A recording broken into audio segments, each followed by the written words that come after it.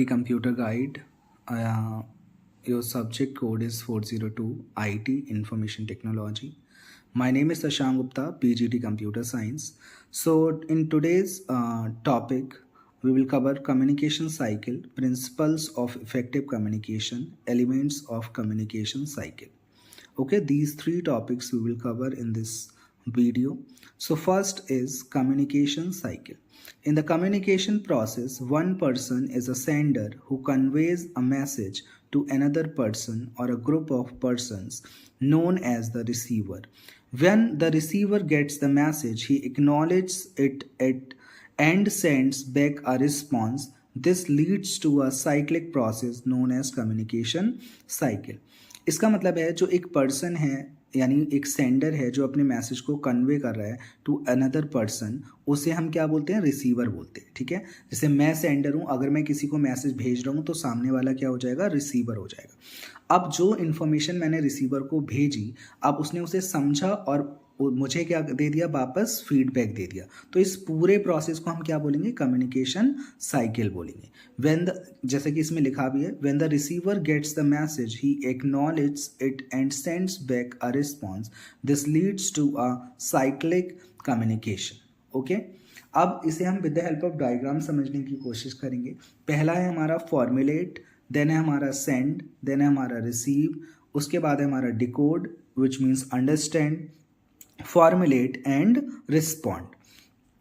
तो अगर मैं फॉर्मुलेट की बात करूं तो सेंडर क्या कर रहा है, सबसे पहले मैसेज को फॉर्म कर रहा है, यानी किसी मैसेज को फॉर्म कर रहा है और उसके बाद वो सेंड कर रहा है मैसेज को, और उसे कौन कर रहा है, रिसीवर रिसीव कर रहा है। रिसीव करने के बाद रिसीवर मैसेज को अंडरस्टैंड कर रहा है यानी डिकोड कर रहा है। डिकोड करने के बाद उस मैसेज का जो आंसर है, जो फीडबैक है, वो क्या कर रहा है, रिसीवर फॉर्मुलेट कर रहा है और उसे वापस से सेंडर को क्या कर रहा है, भेज रहा है, यानी रिस्पॉन्ड दे रहा है। ठीक है, तो यानी पहले हमें क्या करना है, मैसेज को फॉर्मुलेट करना है, उसके बाद सेंड करना है, फिर रिसीवर रिसीव करेगा, वो डिकोड करेगा आपके मैसेज को, समझने की कोशिश करेगा और अपना फीडबैक फॉर्मुलेट करके आपको रिस्पॉन्ड में भेज देगा। तो अगर आपसे पूछा जाता है व्हाट इज कम्युनिकेशन साइकिल, तो आप आराम से ये डायग्राम यहाँ पर बना सकते हैं। उसके बाद हम बात करते हैं प्रिंसिपल्स ऑफ इफेक्टिव कम्युनिकेशन, जहाँ पर मैं बात कर रहा हूँ सिंपल लैंग्वेज की। सिंपल लैंग्वेज में हम यहाँ पर बात करें तो सिंपल लैंग्वेज का मतलब हुआ it should be understandable by both the sender and receiver, यानी जो लैंग्वेज आप प्रेफर करें वो सेंडर को भी आनी चाहिए और रिसीवर को भी आनी चाहिए। अगर फॉर एग्जांपल दोनों को इंग्लिश आती है तो वो आराम से कम्युनिकेट कर पाएंगे। अगर सेंडर को फ्रेंच आती है और रिसीवर को फ्रेंच नहीं आती है तो यहाँ पर आपका क्या क्रिएट हो जाएगा, मिसकम्युनिकेशन क्रिएट हो जाएगा। Okay, very simple. तो हमें क्या करना है, पहला हमारा प्रिंसिपल क्या हो जाएगा, सिंपल लैंग्वेज हो जाएगा।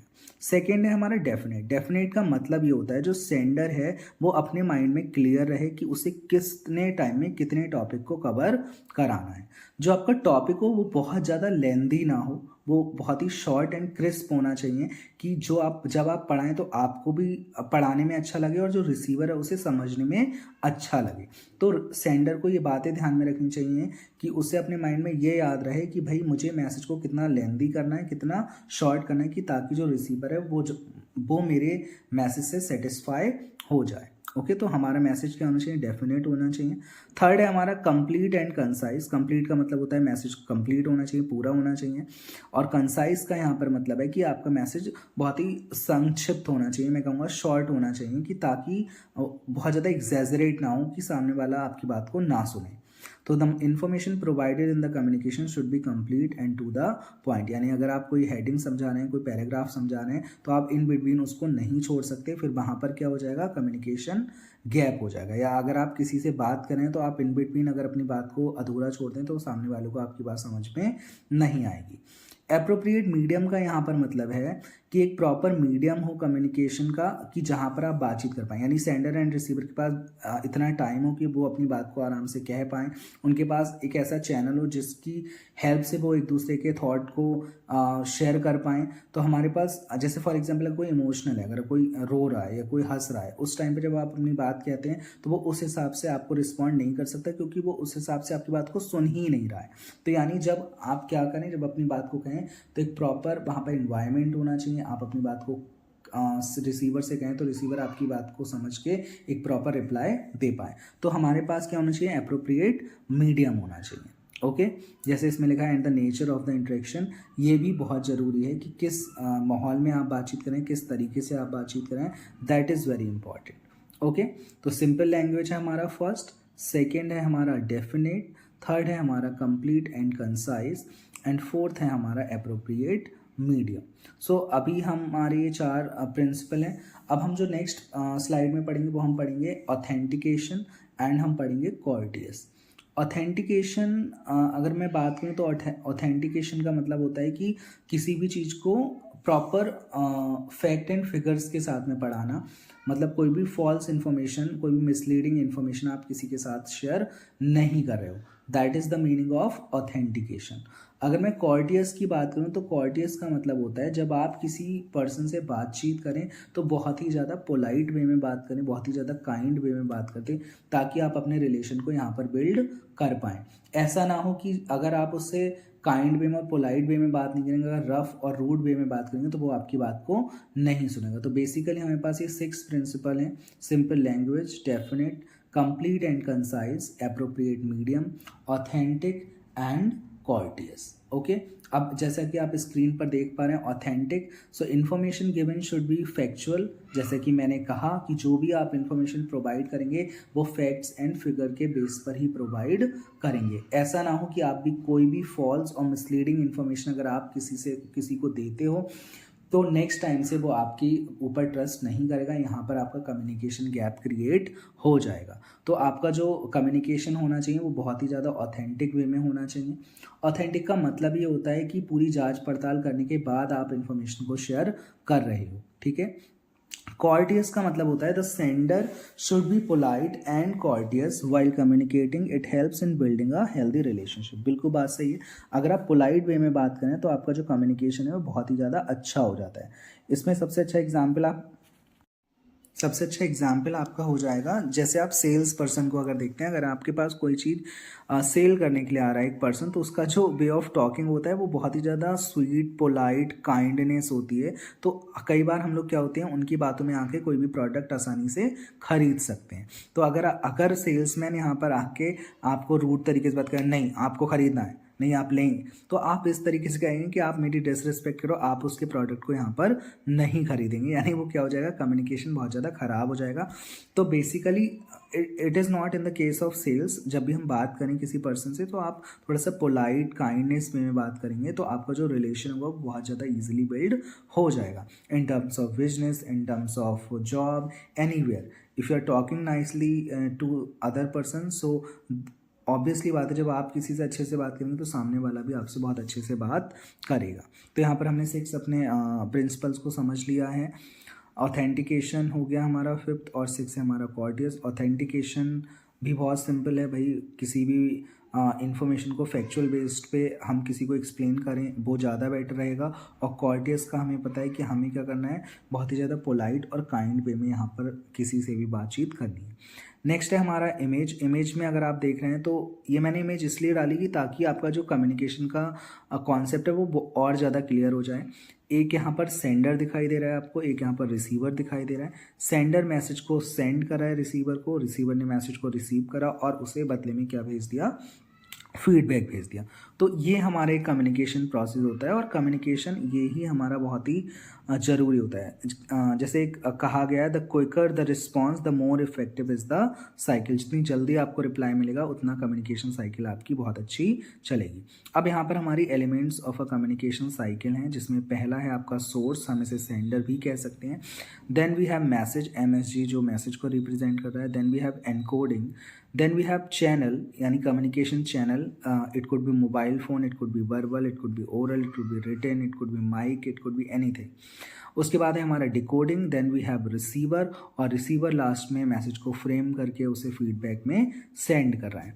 अब एनकोडिंग और डिकोडिंग क्या होता है, सेंडर और रिसीवर क्या होता है, कम्युनिकेशन चैनल क्या होता है और मैसेज क्या होता है, इन एलिमेंट्स को हम 1 by 1 इसमें समझने की कोशिश करेंगे। सेंडर का मतलब होता है, a sender is the person who expresses his opinion, idea और message and sends it to the receiver. जो सेंडर होता है वो अपने ओपिनियंस, आइडियाज़, मैसेजेस को क्या करता है, सेंड करता है, किसे, रिसीवर को सेंड करता है। ये काम होता है सेंडर का। अब सेंडर जैसे ही अपने आइडियाज़ मैसेज को सेंड करता है तो उसे क्या करता है, एक इन्फॉर्मेशन में कन्वर्ट कर देता है। तो वो इन्फॉर्मेशन में जब कन्वर्ट करता है तो वो हमारा किस में फॉर्म हो जाता है, एक मैसेज में फॉर्म हो जाता है। तो अगर मैं मैसेज की बात करूँ, ये हमारा सेकेंड एलिमेंट है। तो मैसेज हमारा क्या है, message refers to the information that the sender wishes to convey. यानी मैसेज क्या है, आपकी इन्फॉर्मेशन जो है बहुत सारी एक सेंडर ने फ्रेम करी है, वो एक मैसेज में फ्रेम कर दी। अब उस मैसेज को वो क्या करेगा, रिसीवर को सेंड कर देगा। तो यहाँ पर हमारा सेकेंड एलिमेंट हो जाएगा मैसेज। उसके बाद जो थर्ड होगा वो हमारा होगा एनकोडिंग। एनकोडिंग का मतलब होता है जो भी इंफॉर्मेशन हमने बनाई एक मैसेज के फॉर्म में, उसे हमें क्या करना है, कन्वे करना है। अब वो किस वे में कन्वे करें, या तो हम स्पोकन वे में कन्वे कर सकते हैं, या तो हम रिटन वे में कन्वे कर सकते हैं, या तो हम किसी साइंस वे में कन्वे कर सकते हैं, या किस बॉडी लैंग्वेज में कन्वे कर रहे हैं। तो यहाँ पर जो हमारा तरीका रहेगा, चाहे वो स्पोकन रहे, चाहे वो रिटन रहे, चाहे वो किसी साइन के थ्रू रहे, चाहे वो किसी सिंबल के थ्रू रहे, चाहे वो बॉडी लैंग्वेज के थ्रू रहे, वो सारा पार्ट हमारा एनकोडिंग में आएगा। अब मैं एक बार लाइन से चीज़ें बताता हूँ, ये समझ में आएगा तभी आपके। सेंडर अपने आइडिया, अपने ओपिनियन को एक इन्फॉर्मेशन में कन्वर्ट करता है। वो इन्फॉर्मेशन एक मैसेज के फॉर्म में हम लोग लिख लेते हैं या बना लेते हैं। उस मैसेज के फॉर्म को अब हम एनकोड करें, या तो वो स्पोकन वर्ड में एनकोड करें, या तो हम रिटन वे में एनकोड करें, या तो हम अपनी बॉडी लैंग्वेज के वे में एनकोड करें। उस एनकोडेड मैसेज को हम एक चैनल के थ्रू रिसीवर तक पहुंचा रहे हैं। अब वो चैनल क्या हो सकता है, अब वो चैनल व्हाट्सएप भी हो सकता है, वो चैनल एक टेक्स्ट मैसेज भी हो सकता है, वो चैनल आपका ओरल कम्युनिकेशन भी हो सकता है, वो चैनल आपका रिटन वे भी हो सकता है, वो चैनल आपका कोई भी एक चैनल का यूज़ करके इस एनकोडेड मैसेज को हम रिसीवर तक पहुंचा देंगे। ठीक है, तो एक बार मैं रिपीट करता हूँ। पहले सेंडर अपने आइडियाज़, ओपिनियन को फ्रेम करेगा मैसेज में। मैसेज जो होगा उसे हम एनकोडेड फॉर्म में फ्रेम करेंगे। एनकोडेड फॉर्म में फ्रेम करने के बाद हम एक चैनल की हेल्प से रिसीवर तक, रिसीवर का यहाँ पे मतलब हो जाएगा, a receiver is the person for home the message is intended. Receiver वो पर्सन है जो आपके मैसेज को यहाँ पर रिसीव कर रहा है। ठीक है, जो भी सेंडर यहाँ पर एनकोडिंग फॉर्म में मैसेज को भेज रहा है। अब जो एनकोडिंग फॉर्म में मैसेज को भेजा है, अब रिसीवर उसे क्या कर रहा है, डिकोड कर रहा है। ठीक है, अब डिकोड का मतलब होता है to break the message. Message को ब्रेक करेगा, समझने की कोशिश करेगा, अंडरस्टैंड करने की कोशिश करेगा, तो उसे कहते हैं हम डिकोडिंग। अब जब वो आपके मैसेज को अंडरस्टैंड कर लेगा, समझ लेगा, ब्रेक कर लेगा अपने पार्ट्स में, तो अब वो क्या प्रिपेयर करेगा, एक फीडबैक प्रिपेयर करेगा, और वो फीडबैक आपके लिए वो वापस पहुंचा देगा। और इसी पूरे प्रोसेस को हम कहते हैं कम्युनिकेशन साइकिल। और ये हमारे कुछ एलिमेंट्स थे कम्युनिकेशन साइकिल के।